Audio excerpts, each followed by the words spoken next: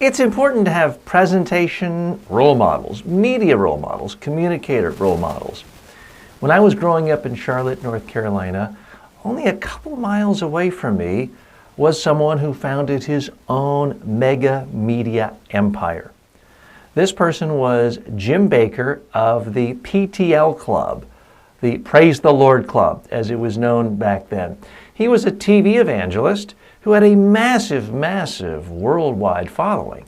And I was not a particular fan of his particular brand of religion, but I marveled at his ability to create something out of nothing, to create his own TV empire. And it was all just a couple miles away from my house. This was the mid-1970s. And he was generating, must have been hundreds of millions of dollars a year from people all over the world giving him money just because he said things they liked to hear on TV. Now, eventually, he had his own amusement parks and condos and all sorts of things. Now, eventually, he went to prison for fraud. That's another issue. But what fascinated me about him is here's a guy who synthesized different aspects of communication. He wasn't a pure preacher who stood up at a pulpit and just lectured from the Bible. He wasn't a pure Johnny Carson talk show host doing comedy monologues, but he blended the two together. He had his own band. He had a talk show set. He had a sidekick like an Ed McMahon.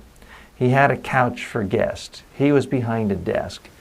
So he fused entertainment and religion together in a fascinating way, and it created a huge, vast empire for him with tremendous influence around the world. Now, he was in prison, had some major legal issues. He is back on the air again, or at least online video, in and around Branson, Missouri. He's not someone I follow anymore, but was a fascinating character. And my point to you is, don't follow Jim Bakker or necessarily any religious leader, but I do want you looking at people in pop culture, even people you don't agree with, and ask yourself, why is this person successful? What are they doing that's new? What are they doing to cut through the culture? It could be your favorite TV chef who blends genres together. Or it could be some home-dwelling lifestyle guru who's really cutting through the clutter. Watch them. Watch their video. Might not have a TV show, but they'll have videos on their Facebook channel, their YouTube channel. Watch them figure out, what are they doing differently?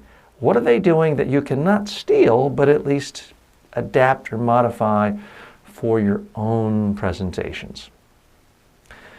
Okay, so why do I tell that story? Part of it, it gives people a better sense of who I am, where I came from. I'm not someone who just grew up in Manhattan, rich, successful from the beginning. I grew up in just what's considered kind of an average-sized town, average part of the country here in the United States. I didn't grow up with famous parents who were in the media. I was like everyone else. I'm just watching on TV and looking at stuff and figuring out what's interesting, what isn't interesting.